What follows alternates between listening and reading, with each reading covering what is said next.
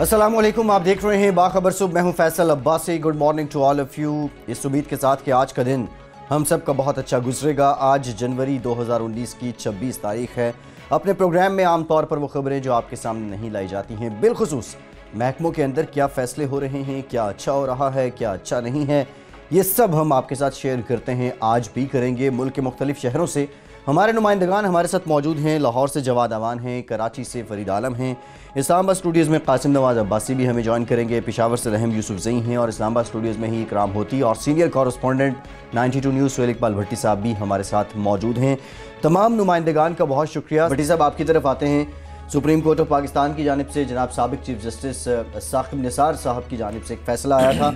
वो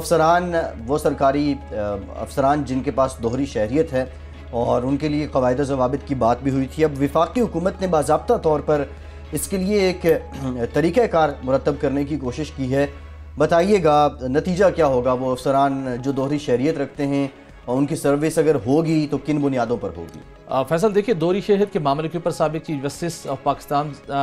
मियां साकिब निसार साहब ने उसको नोटिस लिया था और उसके बाद ये केस चला और 15 दिसंबर 2018 को इस मामले के ऊपर उन्होंने फैसला जारी किया और कुछ डायरेक्शंस दी थी उन्होंने फेडरल गवर्नमेंट को कि दोहरी शहरियत के मामले के हवाले से जल्द अज जल्द इन अमूर के मुतल्लिक फैसला किया जाए। चूँकि बहुत हसास मामला था और एक माह गुजरने के बाद अब बिल आखिर वजारत कानून और अटारनी जनरल ऑफिस एक्टिव हुआ है। एस्टेब्लिशमेंट डिवीज़न को ख़त लिखा गया है अटारनी जनरल ऑफिस की जानिब से। वजारत कानून, चारों सूबाई chief secretaries, chairman NADRA, chairman NAB, principal secretary to prime minister और चारों सूबाई असम्बलीज़ के सेक्रेटरीज को भी ख़त लिखा गया है। इन खतूत के अंदर दोहरी शहरियत के मामले के हवाले से एक गाइडलाइन सेट करने के हवाले से अब ये मशावरत का सिलसिला शुरू किया गया है। अगरचे एक माह के बाद ये सिलसिला शुरू हुआ है, ताहम अब लग ये रहा है कि हुकूमत संजीदगी से इस मामले को हल करने की जानिब बढ़ रही है। एस्टेब्लिशमेंट डिवीज़न से जो हमने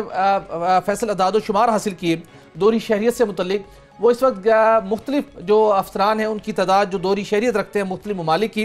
वो 1100 से ज़्यादा है, जिसके अंदर 540 अफसरान के पास कनाडा की शहरियत है, जबकि 240 के पास बरतानिया की और दीगर अफसरान के पास अमरीका, न्यूजीलैंड और दीगर ममालिक की उनके पास शहरियत मौजूद है। अगर हम बात करें उनकी ग्रेड वाइज, तो ग्रेड 22 के 6 ऑफिसर हैं जिनके पास दोहरी शहरियत जो रखते हैं। उसके बाद MP1 के अंदर जो तैनात अफसरान हैं उनकी तादाद 11 है। अच्छा, ग्रेड 21 में दोहरी शहरियत के हामिल अफसरान की तादाद 40 है। अच्छा, जैसे जैसे हम ग्रेड नीचे आता है, इनके जो जूनियर अफसरान हैं उनके अंदर दोहरी शहरियत हासिल करने का रुझान हमें ज़्यादा दिखाई दे रहा है, जिसके अंदर ग्रेड 21 के 40 अफसरान हैं, ग्रेड 20 के 90 अफसरान के पास दोहरी शहरियत है, ग्रेड 19 के अफसरान के पास 160 और ग्रेड 18 के अफसरान के पास 220 ऐसे अफसरान हैं जिनके पास दोहरी शहरियत मौजूद है। इस हवाले से जो अब ख़त लिखा गया है अटारनी जनरल ऑफिस की जानिब से, ताकि हुकूमत बाज़ाब्ता तौर के ऊपर दोहरी शहरियत से मुतल्लिक क़वाइद व ज़वाबित में तरमीम कर सके। अब हम देखते हैं कि हमने पहले भी अपने प्रोग्राम में जैसा कि मामला टेकअप किया था कि बहुत से न सिर्फ वफाकी वजारतें बल्कि कुछ ऐसे खुद मुख्तार और नीम खुद मुख्तार इदारे और वफाकी हुकूमत की ऐसी कंपनीज भी हैं जिनके मेंबर, जिनके सरबराहान दोहरी शहरियत के हामिल हैं। और हैरान कुन तौर के ऊपर जब से ये अफसरान इन ओहदों के ऊपर तैनात हैं और इनका मुस्तकिल जो इनकी वर्किंग रिलेशनशिप है, इनका जो काम का दायरा कार है, वो गैर मुल्की कंपनियों के साथ वाबस्ता है। जिसके अंदर हम बात करें, इस वक्त वजारत तवानाई के वास्ते कंपनी है इंटरस्टेट गैस सिस्टम, इसके MD है मुबीन सौलत साहब। मुबीन सौलत साहब के पास कनाडा की शहरियत है। और इसके साथ हम देखते हैं कि इंटरस्टेट गैस सिस्टम जिसने अब तक जो जितने भी हम वो गैस के हवाले से बात करें, LNG के हवाले से उन्होंने जो कुछ टास्क को एग्जीक्यूट किया और फ्यूचर के अंदर भी जो कुछ मजीद काम करना चाहते हैं, जिसके अंदर टैपी मनसूबा शामिल है, जिसके अंदर IP मनसूबा शामिल है और उसके साथ साथ वो कुछ ऑयल इंडस्ट्री के अंदर भी काम करने की कोशिश कर रहे हैं। अगरचे कि वो out of the way sometime चले जाते हैं गैर मुल्की कंपनियों को मुल्की स्ट्रेटजी कंपनी के ऊपर तरजीह देते हुए। तो मुबीन सौलत साहब भी गैर मुल्की कंपनियों के साथ मुसलसल गुज़श्ता 8 से 9 साल से डील कर रहे हैं और उसके बावजूद कि उनके पास दोहरी शहरियत हासिल है, जिसकी वजह से इस बात का एहतमाल पैदा होता है कि मुल्की मफाद पर कंप्रोमाइज़ हो सकता है मुबैना तौर के ऊपर। तो लिहाजा ये इन गाइडलाइंस को तय करना लाजिम है। इसके साथ सुप्रीम कोर्ट ऑफ पाकिस्तान ने वाज़े तौर के ऊपर वफाकी हुकूमत को ये डायरेक्शन दी थी कि ऐसे अफसरान से फौरी तौर के ऊपर उनकी राय हासिल की जाए कि या तो वो जो उनकी सरकारी ओहदे पर फायज हैं उससे इस्तीफ़ा दे दें या अपनी दोहरी शहरियत तर्क कर दें। तो इस वक्त तक देखते हैं कि मुबीन सौलत साहब बतौर MD इंटरस्टेट गैस सिस्टम अपनी खिदमात सर अंजाम दे रहे हैं और दोहरी शहरियत भी वो रखते हैं। उसके बाद हम बात करें तो ओगरा के मेंबर ऑयल हैं अब्दुल्ला मलिक साहब, बरतानवी शहरी हैं, वो भी बहुत सी गैर मुल्की कंपनियों के मामलात को डील करते हैं। उन्होंने भी ताहाल दोहरी शहरियत तर्क करने का या अपनी मुलाजमत से अलग होने का कोई फैसला नहीं किया। इसी तरह PSO के बहुत से अफसरान हैं, इस तरह वजारत तिजारत के मातहत कुछ कंपनी हैं, उनके कुछ अफसरान हैं जिनके पास दोहरी शहरियत मौजूद है। इसके साथ जो खत लिखा गया है अटॉर्नी जनरल ऑफिस की जानिब से सुप्रीम कोर्ट ऑफ पाकिस्तान के फैसले की रोशनी में सिर्फ वो अफसरान नहीं जिनके पास दोहरी शहरियत है, बल्कि ऐसे अफसरान के लिए भी गाइडलाइन तय करने का फैसला किया गया है और उन्हें भी चॉइस दी जाएगी कि वो या तो दोहरी शहरियत तर्क कर दें या अपने सरकारी ओहदा छोड़ दें। यानी ऐसे अफसरान जो खुद तो दोहरी शहरियत नहीं रखते लेकिन उनकी जो बीवी है, उनकी जो मिसिज है, अगर वो दोहरी शहरियत रखती हैं तो उसके लिए भी लाजिम है कि वो या तो सरकारी ओहदा छोड़ दें या उनकी मिसिज दोहरी शहरियत तर्क कर दें। तो ये कंडीशन भी इस मामले के अंदर मौजूद है। इसके साथ साथ जिन इदारों को खतूत अरसाल किए गए हैं उनसे कहा गया है कि वो मुस्तकबिल के हवाले से जो ऐसे हसास तरीन ओहदे हैं उनके लिए अलग से लिस्ट मुरतब करें ताकि मुस्तकबिल के अंदर पता हो जो मुख्तलिफ लोग अप्लाई करें उन ओहदों के लिए। तो कुछ ओहदे ऐसे हो सकते हैं जहां पर दोहरी शहरियत का हामिल शख्स वो वहाँ के पाकिस्तान का वीज़ा अप्लाई करके अगर बहुत अशद ज़रूरत है अगर वो अगर वहाँ पर उस ओहदे पर तैनात हो सकता है, लेकिन जो हसास तरीन ओहदे होंगे वहाँ पर किसी भी सूरत में दोहरी शहरियत के हामिल फ़र्द को सरकारी ओहदे पर तैनात नहीं किया जाएगा। इसके साथ साथ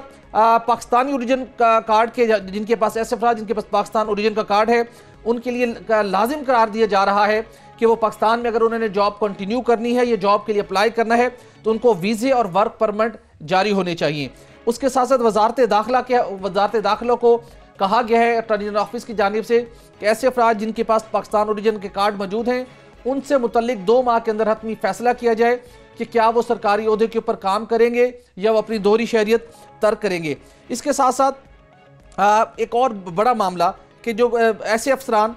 जो दोहरी शहरियत रखते होंगे मुस्तकबिल के अंदर और अगर वो कोई भी सूबाई हुकूमत समझती है कि उसको किसी ऐसे फ़र्द की खिदमात हासिल करना लाजिम है, मुल्की मफाद के अंदर उसकी खिदमात हासिल करना लाजिम है, तो जो कवायद के अंदर तरमीम की जा रही है उसके अंदर एक सेक्शन उसके अंदर ऐड किया जाएगा जिसके मुताबिक मुतलका इदारों को वफाकी काबीना से मंजूरी हासिल करना होगी, पूरी जस्टिफिकेशन देना होगी कि ये सरकारी ओहदा इंतहाई अहमियत का हामिल है, यहाँ पर इस शख्स को तैनात किए जाने का फैसला किया गया है, ताहम इसके पास दोहरी शहरियत है। अगर वफाकी काबीना उस सारे मामले की सिक्योरिटी क्लियरेंस के बाद उस फर्द को तैनात करने की मंजूरी देगी तो फिर उस अहम कौमी मफाद के जो अहम तरीन मामला भी होगा उस ओहदे के ऊपर उस फर्द को तैनात किया जाएगा, बसूरत दीगर किसी सूरत उसको तैनात नहीं किया जाएगा। तो अब इस सिलसिले के अंदर सिलसिला कार्रवाई आगे बढ़ी है और 1100 अफसरान की तादाद है जिनके मुस्तकबिल का फैसला होना है जो बहुत से सरकारी ओहदों पर फाइज हैं और कहा यह जा रहा है कि 1 से 1.5 माह के अंदर ये पॉलिसी वज़ा कर ली जाएगी, कवायदो ज़वाबित में तरमीम कर ली जाएगी, जिसके बाद ऐसे अफसरान जो दोहरी शहरियत के हामिल हैं उन्हें या तो दोहरी शहरियत तर्क करना होगी या अपने सरकारी ओहदे से उनको इस्तीफ़ा देना होगा। ठीक बड़ी साहब, आपने बहुत डिटेल में बताया। दोहरी शहरियत से मुताल्लिक कवायद ज़वाबित अब तैयार किए जा रहे हैं वो अफसरान जो दोहरी शहरियत के हामिल हैं।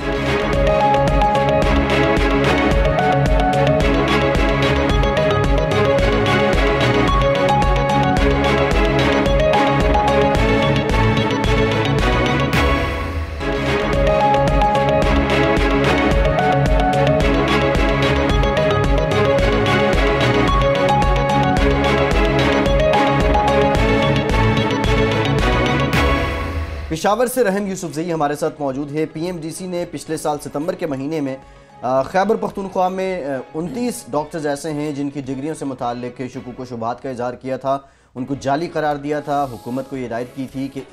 ये जो डिग्रियां हैं इनकी बाकायदा छानबीन की जाए। रहम यूसुफजई, अब तक कितनी डिग्रियों की छानबीन हो सकी है, कितने लोग क्लियर हुए हैं और ये जो 29 लोग थे क्या ये सारे सरकारी डॉक्टर हैं या फिर प्राइवेट प्रैक्टिस भी कर रहे हैं?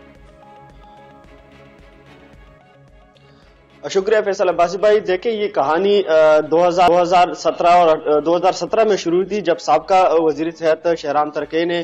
तमाम जितने भी डॉक्टरान है पीएमडीसी से उनको जो डिग्री है उनके वेरिफिकेशन के लिए एक मरासला अर्साल किया था कि तमाम डॉक्टरान अपनी डिग्रियों की तस्दीक कराएं, जिसके लिए फिर 2018 के अवाइल में महकमे सेहत खैबर पख्तूनख्वा ने Pakistan medical and dental council को एक मरासला लिखा और उन्होंने एक 33 डॉक्टर जिनका इंकशाफ हुआ था कि इनकी डिग्रियां जो जहां पे ये लोग जॉब कर रहे हैं, जिन डिस्ट्रिक्ट हॉस्पिटल में ये लोग ड्यूटी सर अंजाम दे रहे हैं, वहां पे उनके लिए ये डिग्रियां जो वहां पे डिग्रियां उनके पास नहीं थी, उन्होंने गलत डिग्रियां जमा की थी। तो शक की बिना पर इन्होंने 33 डॉक्टरों की एक लिस्ट बनाई खैबर पख्तूनख्वा महकमे सेहत ने और उन्होंने पीएमडीसी से इनको अप्रूव के लिए भिजवाई। पीएमडीसी ने उस खत का जवाब 17 सितंबर 2018 को दे दिया और तमाम ना सिर्फ यहाँ पे हेल्थ डायरेक्टरेट को मरासला अर्साल किया, बल्कि डिस्ट्रिक्ट हेडक्वार्टर अस्पताल के एमएस को, और जहां पर वो डॉक्टर ड्यूटी कर रहे थे, और डिस्ट्रिक्ट हेल्थ ऑफिसर्स को, और इसके अलावा ह्यूमन रिसोर्स मैनेजमेंट जो कि एक्सेल है यहाँ पे डायरेक्टरेट में, उनको भी चारों डिपार्टमेंट को मरासले अर्साल किए कि जो आप लोगों ने लिस्ट 33 डॉक्टरों की, उनमें से 29 डॉक्टर ऐसे हैं जिनकी डिग्रियां जो है वो जाली है, वो पीएमडीसी से अप्रूव नहीं है, पीएमडीसी से वो रजिस्टर नहीं है पीएमडीसी के साथ, लिहाजा इनके खिलाफ कार्रवाई करें। और जो 4 डॉक्टर ऐसे थे जिनकी डिग्रियां जो है वो पीएमडीसी से रजिस्टर्ड थी, लेकिन 5 महीने हो गए। 5 महीने बाद जब दोबारा ये मामला सर उठाने लगा और इस पर शुकूक शुबात उठने लगे कि वही डॉक्टर जो मुख्तलिफ डिस्ट्रिक्ट में, खासतौर पे ऐसे डॉक्टर हैं जो दूर दराज अजला में अपनी ड्यूटी दे रहे थे, जिस तरह शांगला और मलाकंड में, ऐसे वहां के डिस्ट्रिक्ट हेडक्वार्टर अस्पताल में जो कि जिले का सबसे मरकजी अस्पताल होता है, वहां पे 5-5 डॉक्टर जो है वो ड्यूटी सर अंजाम दे रहे थे, लेकिन महकमे सेहत ने इसके खिलाफ कोई कार्रवाई नहीं की। जब ये मामला दोबारा सर उठाने लगा तो कल महकमे सेहत ने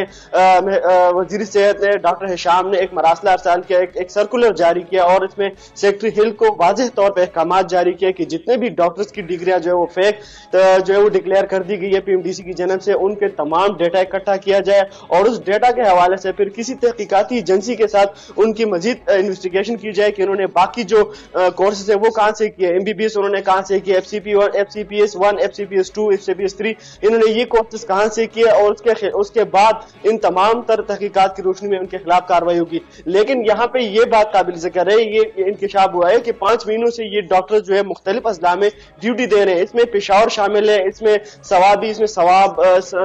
सवाद, मलकन, और इसके अलावा अपर दीर, लोअर दीर और हरिपुर में ऐसे डॉक्टर्स हैं जो DHQ में अभी भी ड्यूटी सर अंजाम दे रहे हैं, लेकिन बिलाखिर देर है दुरुस्त है। अब महकमे सेहत ने इनके खिलाफ कार्रवाई का इंदिया दे दिया है और महकमे सेहत ने बाकायदा इनके खिलाफ एक सर्कुलर जारी किया और उनके खिलाफ जल्द कार्रवाई के भी अहकाम जारी किए। पीएमडीसी की हवाले से अपना फैसला उनका सामने आ चुका, 5 माह गुजर चुके हैं, लेकिन वजीर सेहत अभी भी कहते हैं कि जल्द उनके ऐसे डॉक्टर्स के खिलाफ कार्रवाई की जाएगी जिनकी डिग्रियां जाली करार दी गई हैं। ये तो एक मुजरिमाना फेल है कि जिनकी डिग्रियां जाली करार दी जा चुकी है उन्हें फौरी तौर के ऊपर एटलीस्ट काम से रोकना चाहिए। क्या सूबाई वजारत सेहत ने ऐसे डॉक्टर्स को काम करने से रोका है कि उनके खिलाफ कार्रवाई का आगाज हुआ या नहीं? सबसे पहले महकमा सेहत ने हमने ये पूछा है कि अभी तक इस कार्रवाई में इतनी ताखीर क्यों हुई है, तो उन्होंने ये मौक़िफ़ अपनाया कि पीएमडीसी ने तो हमें लिस्ट दी है कि ये डॉक्टर्स की डिग्रियां जाली है, लेकिन मुख्तलिफ ज़राए से और मुख्तलिफ ज़राए से ये मालूम हुआ है कि जो डॉक्टर्स हैं जिनको उन्होंने उनकी डिग्रियां डिक्लेयर किए कि ये फेक है, लेकिन वो अभी भी ड्यूटी दे रहे हैं। इनको पूरी तौर पर जो काम करना चाहिए था कि उन डॉक्टरों को ड्यूटी से रोके जा रहे हैं, लेकिन ऐसा ना होगा। वो गुज़िश्ता 5 महीनों से लोगों की जिंदगी से खेल रहे हैं। अच्छा, जो ताखीर का इन्होंने जो मौक़िफ़ अपनाया है वो इनका ये कहना था कि जो मुताल्लिका DHO है, डिस्ट्रिक्ट हेल्थ ऑफिसर है, जो डायरेक्टरेट जनरल हेल्थ सर्विस है, जो दीगर कुछ ऐसे डॉक्टर हैं जो वहां पे टेरिटरी हॉस्पिटल में भी काम कर रहे हैं, तो वहां से उनकी जो अप्रूवल ली गई थी, वहां से उनका जो डेटा इकट्ठा होना था वो ताखीर का शिकार हुआ है। इस वजह से जो एडमिनिस्ट्रेशन डिपार्टमेंट है यहाँ पे सुस्तरवी उनकी नजर आई है कि उन्होंने फिर बाकायदा एक रिपोर्ट मरतब करके महकमे सेहत को अरसाल नहीं की कि इन डॉक्टरों की डिग्री जो है वो जाली है। पीएमडीसी ने हमें ये लिस्ट दी है, हमने अपनी तरफ से तहकीकात की है, पीएमडीसी की अहकाम की रोशनी में ये डॉक्टर वाकई में इनकी डिग्री जो है वो फेक है, इस लिहाजा इसके खिलाफ कार्रवाई करे, फौरन इसको काम करने से रोका जाए। लेकिन ऐसा कुछ नहीं हुआ। अब जब मामला उठाया तो अब जाके वजीर सेहत और सेक्रेटरी हेल्थ ने इस मामले को, कल इस पर एक मीटिंग हुई है और उसमें सबसे पहले अहकाम जारी किए कि जल्द अज जल्द इन डॉक्टरों को ड्यूटी से रोका जाए, इनको जहां पर भी तैनात है उनके महकमे को वापस किया जाए, और जब तक इनके जो कागजात है इनके दोबारा दोबारा तहकीकात ना कराई जाए पीएमडीसी के उसके रेगुलेशन के थ्रू, और इसके अलावा जब तक इनके खिलाफ कोई मौसर फैसला आना है तब तक उनको ड्यूटी से रोका जाए। अब देखते हैं कि ये 5 महीने तो इस तरह गुजर गए, अब आगे देखते हैं कि कितना अरसा मजीद इस पे लेते हैं और ये डॉक्टर कब तक लोगों की जिंदगी से खेल रहे हैं। रहम यूसुफ से बताइएगा कि पीएमडीसी की इस रिपोर्ट के बाद क्या मुतलका इदारे की जानिब से ऐसे डॉक्टर्स के खिलाफ कोई महकमाना कार्रवाई की गई है, कोई शोकाज नोटिस उन्हें जारी किया गया है, कोई उनसे पूछ-गुछ की गई है कि आपकी डिग्रियां जैली हैं, या अगर आप नहीं जैली तो आप अपने मौक़िफ़ पेश करें? कोई इस मामले के ऊपर कोई पेशरफ्त हुई है पीएमडीसी की रिपोर्ट आने के बाद? देखिए, पीएमडीसी ने जिन दिनों में अपनी रिपोर्ट जारी की 5 महीने पहले, तो 5 महीने तो ये रिपोर्ट सरखाने में पड़ी थी। बाकायदा इनके डॉक्यूमेंट्स थे, इन्होंने वो लिस्ट भी दी थी तमाम डीएचओ को, डायरेक्टरेट जनरल हेल्थ सर्विस को, डीएचएस को, और इसके अलावा ह्यूमन रिसोर्स मैनेजमेंट को, लेकिन वो रिपोर्ट सरखाने में पड़ी थी। इन्होंने इस पर कोई कार्रवाई नहीं की क्योंकि वो डॉक्टर अजला में थे। उनको सिर्फ ये करना था कि उन डॉक्टर को शिकायत नोटिस जारी करते, लेकिन कोई शिकायत डिटेल में इससे मुतालिक बताया, अभी तक कार्रवाई ना हो सकी। वो 29 डॉक्टर्स जिनकी डिग्रियों को पीएमडीसी ने जाली करार दिया था। एक ब्रेक लेते हैं, ब्रेक के बाद दीगर मामलात पे बात करेंगे, हमारे साथ रहिए।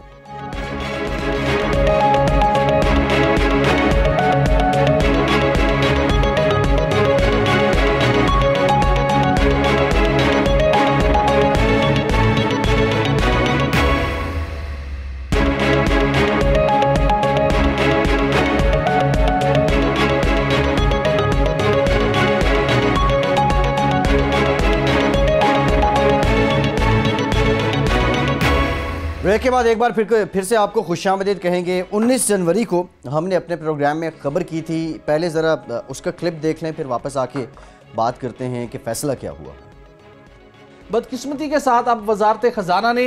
एप्टमा के मेंबर्स, कैप्टिव पावर प्लांट्स और उसके साथ फर्टिलाइजर पावर प्लांट्स के मालकान, जिसके अंदर एंग्रो फर्टिलाइजर सर फहरिस्त है, जिन्होंने सारी इस लॉबी के अंदर अपना भरपूर रोल प्ले किया, उन्होंने वजारत खजाना को कन्विंस कर लिया है कि आज जो हमारे ज़िम्मे फर्टिलाइजर सेक्टर के जो वाबस्ता मालकान हैं, जो जनरल इंडस्ट्री से वाबस्ता मालकान हैं और इसके साथ साथ कैप्टिव पावर प्लांट्स के मालकान, उनके ज़िम्मे जो वाजिबुल अदा रकम है वो उसमें से 50% रकम तो उन्हें माफ़ कर दी जाए। और जो हमने इसका वर्कआउट किया, जो मुख्तलिफ शोबों के ज़िम्मे वाजिबुल अदा रकम है वो 80 अरब रुपये से ज़्यादा की रकम है जो कि अवाम से वसूल की गई। उसमें से 40 अरब रुपये वजारत खजाना ने इन सेक्टर्स के जिसमें वाजिबुल अदा हैं उनको माफ़ करने की तैयारी कर ली है। अगर हम फर्टिलाइजर सेक्टर की बात करें तो उस सेक्टर के अंदर सबसे बड़ा जो बेनिफिशरी हमारे सामने आ रहा है वो एंग्रो फर्टिलाइजर है, जिसके जिम्मे 32 रुपये वाजिबुल अदा हैं। जी, 19 जनवरी को हमने आपको ये बताया था कि हुकूमत ने फर्टिलाइज़र प्लांट्स, इसके साथ साथ टेक्सटाइल इंडस्ट्री, जो गैस डेवलपमेंट सरचार्ज की मद में भट्टी साहब पैसे वसूल किए गए थे, उसमें से 40 अरब रुपए से ज़ायद माफ़ किए जाएंगे, कर दिए गए। आपने ये खबर दी थी, लेकिन सवाल मेरा आपसे ये है कि ये पैसे फर्टिलाइज़र जो इंडस्ट्री है किसानों की जेब से, गरीब किसानों की जेब से निकाले गए थे, इसके भी कोई हिसाब का, इंसाफ का तरीका है? असल हम खुद उम्मीद तो यही कर रहे थे कि कोई हिसाब होगा, कोई इंसाफ होगा, लेकिन यहाँ पर मामला माजी की एक रिवायत को बरकरार रखते हुए कि मुस्लिम लीग नून की हुकूमत ने एक मखसूस शोबे को इसी किस्म का सरचार्ज माफ़ किया था जो कि CNG सेक्टर को किया गया था, लेकिन वहाँ पर मामला डिफरेंट था। उस वक्त मामला ये था कि CNG स्टेशन मालकान की जानिब से, उनकी एसोसिएशन की जानिब से मुख्तलिफ अदालतों से रजू किया गया था कि हुकूमत ने CNG की प्राइसिंग का फार्मूला तब्दील किया था, जिसके नतीजे में उन्हें अरबों रुपये का नुकसान हुआ था, वो ये सरचार्ज अदा नहीं कर सकते। तो प्रॉपर एक ऑडिट हुए, उनके पास ऑडिट रिपोर्ट्स थी, एक जस्टिफिकेशन थी, जिसके नतीजे में ये फैसला किया गया था कानून साजी के जरिए। लेकिन उसके बाद दीगर सेक्टर्स, जिसके अंदर 62 fertiliser power plants, fertiliser plants के मालकान थे, जिसके अंदर कैप्टिव पावर प्लांट्स के मालकान थे, जनरल इंडस्ट्री के मालकान शामिल थे, उन्होंने भी GIDC की रकम जो न सिर्फ किसानों से बल्कि दीगर जनरल पब्लिक से भी वसूल की जा रही थी, वो कौमी खजाने में जमा करवाना का सिलसिला बंद कर दिया था। हमने खबर दी थी कि वजारत खजाना के हुकाम को, वजीर खजाना सद उमर साहब को, फर्टिलाइज़र के 62 पावर प्लांट्स ने के मालकान ने, कैप्टिव पावर प्लांट्स के मालकान ने, एंग्रो फर्टिलाइज़र के मालकान ने उनको कन्विंस कर लिया है कि वो जो किसानों से, गरीब आवाम से जो रकम अब तक जमा हो चुकी है उसमें उन्हें तकरीबन 50% माफ़ कर दी जाए, रियायत कर दी जाए। और जो फ्यूचर के अंदर मजीद आपने एप्लीकेबल रखना है GIDC, जो कि तवानाई के शोबे के अंदर इंफ्रास्ट्रक्चर डेवलपमेंट की तामीर के लिए आयद किया गया था 2011 में, उसमें भी आप कमी कर दें। तो अब ये असद उमर साहब ने इस बात की तस्दीक कर दी है कि हुकूमत ने फर्टिलाइज़र मालकान के ज़िम्मे, फर्टिलाइज़र प्लांट्स के मालकान, कैप्टिव पावर प्लांट्स के मालकान, जनरल इंडस्ट्री के मालकान के ज़िम्मे तकरीबन 40 रुपए से ज़ायद रकम ये बनती है, जो कि उन्होंने माफ़ कर दी है, उनको छूट दे दी है। और मुस्तकबिल के अंदर फर्टिलाइज़र की यूरिया खाद की फ़ी बोरी पर 405 रुपये फ़ी MMBTU जो GIDC आया था उसमें भी कमी कर दी जाएगी, तकरीबन 50% कमी कर दी जाएगी। हैरानकुन तौर के ऊपर आवाम से रकम वसूल की गई थी। वजारत ख़जाना को, FPR को और दीगर तमाम इदारों को, वजारत कानून को मुश्तरका अलहमल तैयार करके कोशिश ये ज़रूर की जाती है कि अगर आपने मुस्तकबिल के अंदर रिलीफ देना है तो आप ज़रूर दीजिए, लेकिन वो रकम जो आवाम की जेबों से निकाली जा चुकी है, जो गरीब किसानों से वसूल की जा चुकी है, वो रकम कौमी खजाने में ज़रूर जमा होनी चाहिए थी, लेकिन बदकिस्मती से ये जमा नहीं हो सकी। पार्लियामेंट के अंदर GIDC एक्ट में तरमीम, GIDC एक्ट तरमीम के लिए पेश किया जाएगा। वैसे तो अपोजिशन जमातें कोई भी कानून साजी के हवाले से हुकूमत का साथ देने को तैयार नहीं है, लेकिन फैसल आप गौर कीजिएगा, जब ये बिल पेश होगा कौमी असम्बली के अंदर भी अपोजिशन हुकूमत का साथ देगी और सेनेट के अंदर भी अपोजिशन हुकूमत का भरपूर साथ देगी, क्योंकि उन तमाम लोग अपोजिशन के अरकान के भी इन ग्रुप के साथ उनके मफादात जुड़े हुए हैं, सब इनको सपोर्ट करेंगे। आवाम से वसूल किए गए 40 रुपये से ज़ायद की रकम ये तमाम मालकान अपने बैंक अकाउंट्स में मुस्तकिल तौर के ऊपर उनको एडजस्ट कर लेंगे। दूसरा फैसला एक और बड़ा मामला है कि हम देखते हैं कि प्राइम मिनिस्टर इमरान खान साहब बहुत आजकल मुतफक्किर हैं और उन्होंने मुसलसल इजलास किए कि सीपे के तहत मुख्तलिफ मनसूबों के ऊपर काम की रफ्तार मतलूबा रफ्तार नज़र नहीं आ रही। इस हवाले से चेयरमैन सरमायाकारी बोर्ड हारून शरीफ को खसूसी इकनॉमिक जोन के हवाले से 4 हफ्तों में उन्हें कहा गया कि पूरा वर्क प्लान तैयार कीजिए, चूँकि हम देखते हैं कि कुछ मंसूबों के ऊपर जिस सखर हैदराबाद मोटरवे की तमीर का मंसूबा था, उसका टेंडर कैंसिल किया जा चुका है, दोबारा उसके ऊपर काम होगा। कुछ पावर प्लांट से सीपे के तहत उनको अबेंडन कर दिया गया है। उसके बाद ML1 प्रोजेक्ट की बात करें, एग्रीकल्चर डेवलपमेंट की बात करें, समाजी और मुआशी तरक्की और गवादर की तमीर और तरक्की के मंसूबे फास्ट ट्रैक पर नहीं हैं। इन मंसूबों को अब तेज़ रफ्तार तरीके से आगे बढ़ाने के लिए प्लान तैयार किए जा रहे हैं। वजारत मनसूबाबंदी और तरक्की से भी प्लान मांगा है और मांगा गया, और चेयरमैन सरमायाकारी बोर्ड हारून शरीफ साहब भी। और उसके साथ एक बड़ा मामला है सीपे की, अगर हम बात करते हैं तो पंजाब के अंदर भी सरमायाकारी के हवाले से जो एक पंजाब गवर्नमेंट का एक इदारा है, Punjab investment board and trade, इस बोर्ड का भी बहुत कलीदी किरदार है पंजाब के अंदर सरमायाकारी के फ़रोग के लिए। ख़ुसूसन हम एजुकेशन सेक्टर की बात करें, हेल्थ सेक्टर की बात करें, एग्रीकल्चर सेक्टर की बात करें, ऑटो इंडस्ट्री की बात करें। इस हवाले से वज़ीर पंजाब उस्मान बुज़दार साहब की जानिब से सरदार तनवीर इलियास खान को पंजाब के board of investment and trade का चेयरमैन मुकर्रर कर दिया गया है। और इस हवाले से जब निगरान सेटअप के अंदर भी उनको पंजाब के वज़ीर बराए एग्रीकल्चर और उन्हें निगरान वज़ीर तैनात किया गया था, उस दौर के अंदर भी उन्होंने पंजाब के ज़री शोबे के हवाले से उनकी दिलचस्पी काफ़ी देखने को मिली थी। जब मुल्तान में उन्होंने मुल्तान एग्रीकल्चर यूनिवर्सिटी का दौरा किया था और उन्होंने वहाँ पर एक खतीर रकम फंड भी उनके रिसर्च फंड में जमा करवाई थी, क्योंकि वो समझते हैं कि पंजाब के अंदर जो 70% हमारे पाकिस्तान की जो हमारी ज़रूरी ज़रूरियात है पंजाब से पूरी होती है, लेकिन पंजाब के किसानों की हालत इस वक्त बहुत अबतर है। हम देखते हैं कि लाहौर के अंदर भी एहतजाज हो रहे हैं, टमाटर के किसान हो उनको उनकी मतलूबा उनका मुआवजा नहीं मिल रहा, आलू के किसान हो उनका मुआवजा नहीं मिल पा रहा। इस हवाले से उनकी पहले से काफ़ी जारी थी। सरदार तनवीर इलियास खान साहब ने हमें इस बात की तस्दीक की है कि कुछ गैर मुल्की सरमायाकार पंजाब के ज़री शोबे के अंदर इस ज़री शोबे को जदीद खतूत पर इस्तेमाल करने के लिए, गैर मुल्की सरमायाकारी करने के लिए तैयार हैं। उनकी कॉन्सेंट हासिल कर ली गई है। पंजाब के अंदर ज़री शोबे को जदीद खतूत पर इस्तेमाल करने की अशद ज़रूरत है, ना सिर्फ पंजाब के अंदर, जिससे न सिर्फ मुल्की जो ग़ज़ाई ज़रूरियात है उनको पूरा किया जा सकता है, बल्कि हमें एक्सपोर्ट के अंदर मुख्तलिफ ज़रिए जिनास की एक्सपोर्ट करनी चाहिए। हम कसीर ज़रिए मुबादला कमा सकते हैं, वो नहीं कमा पा रहे। इस मकसद के लिए पंजाब के ज़री शोबे को बेहतर बनाना लाजिम है। गैर मुल्की सरमायाकारों के लिए वन विंडो ऑपरेशन बनाने का फैसला किया गया है। कुछ मखसूस जोन बनाए जाएंगे जहाँ पर उन्हें तमाम सहूलियात फराहम की जाएंगी। उसके साथ माजी के अंदर गैर मुल्की सरमायाकारों की एक बड़ी शिकायत रहती थी कि जब भी वो पाकिस्तान आते हैं हुकूमत की जानिब से, ब्यूरोक्रेसी की जानिब से उन्हें डिस्करेजिंग एटीट्यूड मिलता है। लेकिन अब उन्होंने ये अनाउंसमेंट की है, जो भी गैर मुल्की सरमायाकार आएगा पंजाब के अंदर इन्वेस्टमेंट करने के लिए, वो एयरपोर्ट पर जाके खुद उन्हें रिसीव करेंगे और उन्हें मुकम्मल तौर पर फैसिलिटेट किया जाएगा। FBR के मामलात हों, पंजाब रेवेन्यू अथॉरिटी के मामलात हों, नई कानून साजी की जाएगी कि गैर मुल्की सरमायाकारों को किसी किस्म की किसी मुश्किलात का सामना ना करना पड़े। उसके साथ साथ स्ट्रॉबेरी की पाकिस्तान के अंदर पैदावार में 300% इजाफा हुआ है, लेकिन हम उसको एक्सपोर्ट नहीं कर पा रहे। मैंगो के एक्सपोर्ट से हम मतलूबा रेवेन्यू हासिल नहीं कर पा रहे। तो इन तमाम शोबों के ऊपर फोकस करने का फैसला किया गया और पंजाब के अंदर आने वाले दिनों में ऑटो इंडस्ट्री के हवाले से भी कुछ गैर मुल्की सरमायाकारों को वहां पर लाया जाएगा। और पंजाब को जो सीपेक के हवाले से भी बहुत एक फोकल पॉइंट है, वहां पर मुख्तलिफ शोबों के अंदर तमीर और तरक्की का, समाजी तरक्की का और ज़री शोबे के अंदर तरक्की का एक ऐसा अमल है जिसके जरिए से पंजाब के किसानों की माली हालत बदल सकती है। और उसके साथ साथ ओवरऑल मुल्क की जो GDP है उसके अंदर भी ये पंजाब का ज़री शोबा बहुत मेजर बड़े पैमाने के ऊपर कंट्रीब्यूट कर सकता है। तो देखना होगा, एक बहुत चैलेंजिंग टास्क है। कसदार तनवीर इलियास खान, माजी के अंदर भी जब मुश्किल तरीन सूरत हाल थी, लोग यहाँ से सरमायाकार बंद करके वापस जा रहे थे, उस वक्त भी वो गैर मुल्की सरमायाकारी पाकिस्तान लाने में कामयाब हुए थे। पंजाब के अंदर कितना बड़ा टास्क है, कितना बड़ा चैलेंज है, किस हद तक उन्हें कामयाबी मिलती है, आने वाले दिनों में देखना होगा। ठीक भट्टी साहब, आपने बताया इससे मुताल्लिक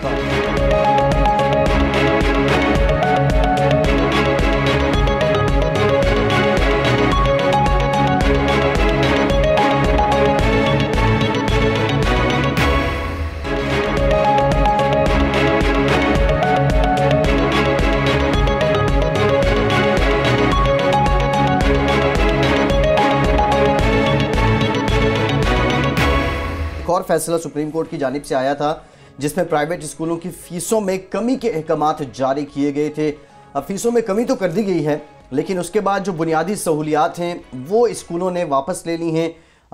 मौसम बहुत शदीद ठंडा है, लेकिन इस वक्त जो क्लासरूम में हीटर्स लगाए जाते थे वो भी बंद कर दिए गए हैं। कासिम नवाज अब्बासी की ये खबर है, कासिम हमारे साथ मौजूद हैं।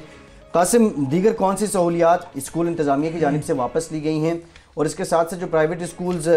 फेडरेशन है उसका क्या मौक़िफ़ है? क्या इससे मुतालिक उससे भी पूछा गया? वो इस बात को मान रहे हैं कि फ़ीसें कम करने के एवज़ उन्होंने बुनियादी सहूलियात वापस ले ली हैं? जी बिल्कुल, सुप्रीम कोर्ट ऑफ पाकिस्तान की जानिब से 13 दिसंबर को ये फ़ैसला दिया गया था कि जो भी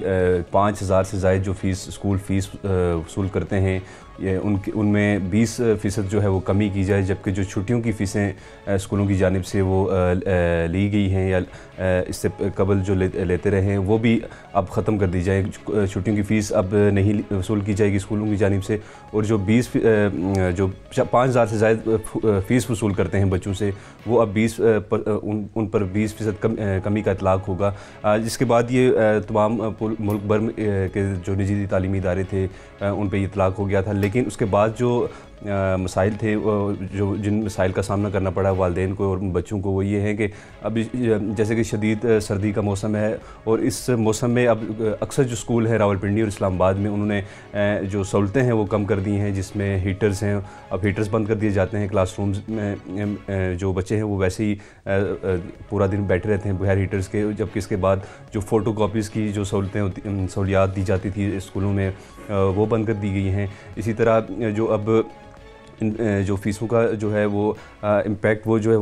साथसा भी पड़ जाए, जो स्कूल टीचर्स थे उनकी तनख्वाहों में भी कटौती लगा दी गई है, जो जबकि सुप्रीम कोर्ट ने ये वाज़ह अहकाम दिए थे कि इस जो स्कूल है, जो निजी स्कूल मालकान है या इंतज़ामिया है, वो अगर स्कूल फ़ीस कम करेंगी तो उसका दीगर जो असातिज़ा हैं या बच्चों पर कोई असर नहीं पड़ेगा, वो सब सहूलियात या असातिज़ा की जो तनख्वाहें वो एज़ इट इज़ रहेंगी। लेकिन वो असातिज़ा की जो है वो फ़ीसें भी कम कर दी गई हैं। फिर बच्चों को जो सहूलियात दी जाती थी, जिस तरह गैर निसाबी सरगर्मियाँ जो जिनका ऑर्गेनाइज़ की जाती थी स्कूलों में, वो करवाई जाती थी, वो भी बंद कर दी हैं। ये अक्सर जो शिकायत हैं हमारे पास ये आ रही हैं, और गुज़िश्ता रोज़ भी हमारे पास एक वालिदैन हमारे ऑफिस आए, जो उन्होंने यही कहा कि हमारे जो स्कूल हैं वो छुट्टियों की फ़ीस ही वापस नहीं कर रही, जबकि सुप्रीम कोर्ट के ये वाज़ह अहकामात हैं। कुछ चंद तालीमी इदारे ऐसे भी हैं, स्कूल ऐसे भी हैं जो सुप्रीम कोर्ट के अहकामात पर अभी तक उन्होंने अमल दरामद ही नहीं किया। तो इस पर हमारी जब बात हुई, जो Islamabad private schools association, private schools की जो रेगुलेटरी बॉडी है पीरा की भी हमने जब बात की, तो उन्होंने का यही कहना था कि हमने तमाम स्कूल जो इस्लामाबाद के हैं उन पे ये नोटिफिकेशन एक रास्ता जारी कर दिया है कि तमाम स्कूल किसी भी के ख़िलाफ़ भी कोई भी शिकायत हुई तो हम उस स्कूल को सील कर देंगे। लेकिन पीरा जो बड़े निजी तालीमी इदारे हैं वो पीरा को मतलब सुप्रीम कोर्ट के अहकामात तक नहीं मान रहे, तो पीरा को तो वो कुछ समझते नहीं है, और पीरा के अहकामात उन्होंने नज़रअंदाज किए हैं, और मुसलसल वो जो सुप्रीम कोर्ट के अहकामात की वो खिलाफ वर्जी की जा रही है। जी अच्छा कासिम अब्बासी, ये बताइएगा कि पीरा की जानिब से नोटिस जारी करने के अलावा क्या कोई अमली तौर के ऊपर कोई इकदाम उठाया गया ऐसे स्कूलों के खिलाफ जो अभी सुप्रीम कोर्ट ऑफ पाकिस्तान के अहकामात की खुली खिलाफ वर्जी में मुलविस पाए जा रहे हैं? और उसके साथ क्या पीरा ने कोई ऐसा प्लान किया, अगर वो खुद इतने गैर मौसर हो चुके हैं, उनके पास कोई माजी के अंदर भी कोई मौसर तरीके से कार्रवाई नहीं कर सके थे, कि एटलीस्ट जो स्कूल मालकान सुप्रीम कोर्ट ऑफ पाकिस्तान के हुक्म की खिलाफ वर्जी कर रहे हैं उनके खिलाफ कंटेम्प्ट ऑफ कोर्ट एटलीस्ट वो वहां पर सुप्रीम कोर्ट में फाइल करें? मतलब कोई पीरा ने कोई इसका लाएहमल तैयार किया है ऐसी सूरत हाल से निकलने के लिए, स्कूलों की ब्लैक मेलिंग से वालिदैन को बचाने के लिए? जी बिल्कुल, पीरा कोई ऐसी कोई वज़ाहिर तो हिकमत अमली पीरा की नज़र नहीं आ रही कि इन्होंने कोई टीमें ऐसी तश्कील दी हों जो प्राइवेट स्कूल जो इतलाक़ नहीं करे, सुप्रीम कोर्ट के अहकामात नज़रअंदाज करें, उनके ख़िलाफ़ कोई एक्शन लिया जाए। लेकिन यह है कि हम जब पीरा हुकाम का ये कहना है कि हमने इस पर जो वालिदैन की जो शिकायत के लिए एक सेल कायम कर रखा है जहाँ पर हम शिकायत मौसूल हो रही हैं, फिर हम उन स्कूलों के ख़िलाफ़ जो है वो उनको मरासला जारी करते हैं, फिर उसके ख़िलाफ़ एक्शन लेते हैं। ताहाल कोई ऐसा एक्शन नज़र नहीं आया पीरा की जानिब से। तो ये पीरा एक बस दावे ही कर रहा है, कोई अमली इक़दामात या वालिदैन को कोई रिलीफ अभी तक या बच्चों को रिलीफ नहीं दे पा रहा। तो दूसरा ये है कि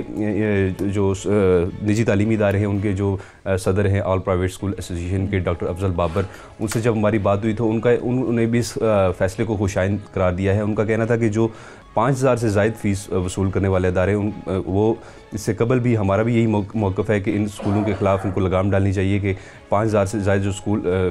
फ़ीस वसूल करते हैं वो उस तरह की सहूलियात भी नहीं देते और फ़ीसें उनकी 10,000 15,000 लाखों में जा रही हैं निजी तालीमी इदारों की। तो उनका भी ये कहना था कि ये फ़ैसला खुशाइंद है और पीरा को सुप्रीम कोर्ट ने तो अहकामात जारी कर दिए हैं, लेकिन पीरा जो रेगुलेटरी बॉडी है इन प्राइवेट स्कूल्स की उसको एक्टिव रोल प्ले करना होगा ताकि इस जो सुप्रीम कोर्ट के एक अच्छे अहकामात जो अच्छा एक फ़ैसला अवामी वालिदैन के लिए बच्चों के लिए दिया गया था उसका इतलाक़ मुल्क भर में किया जा सके।